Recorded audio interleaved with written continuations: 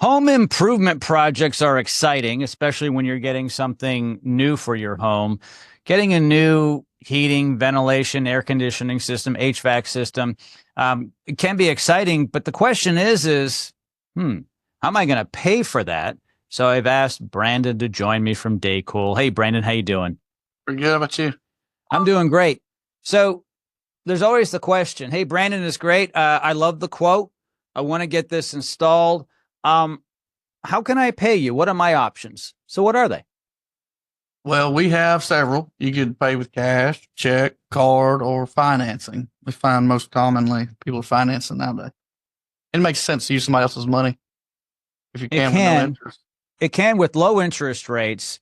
Yeah. People often buy their homes through a mortgage. That's of course deferring, right? And often they lease a car or buy a car on payments.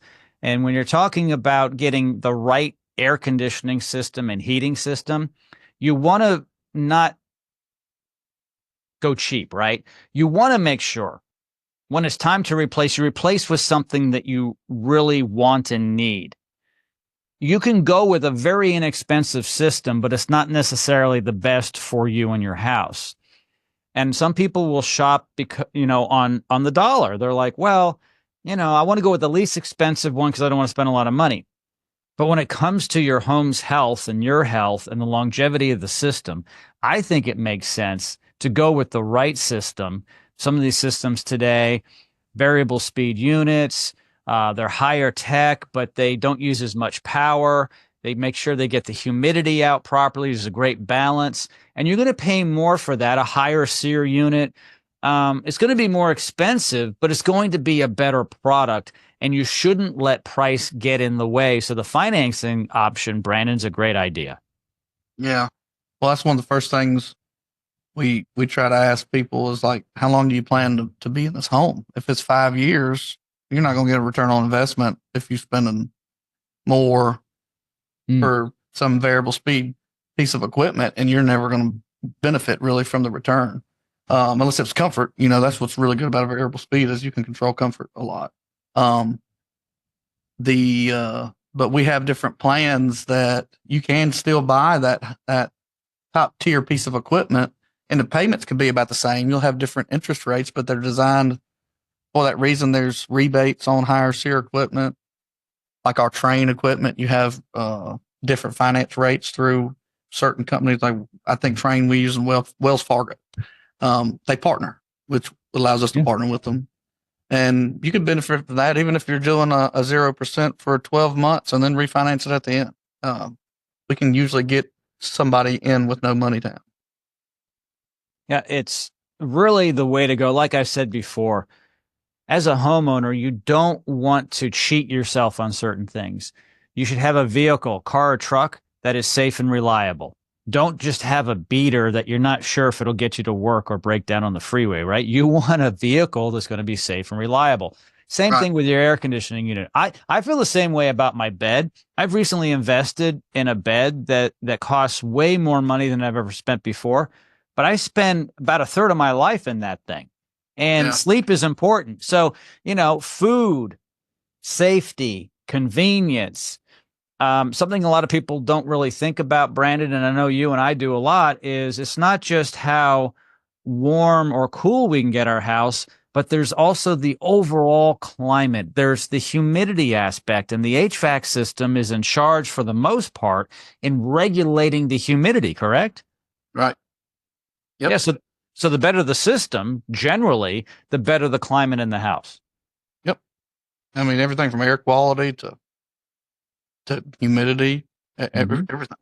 Yeah. And the better the quality of the air in the home, the better the investment. So you're taking care of your home. Your home's hundreds of thousands of dollars. Why wouldn't you want it to last longer?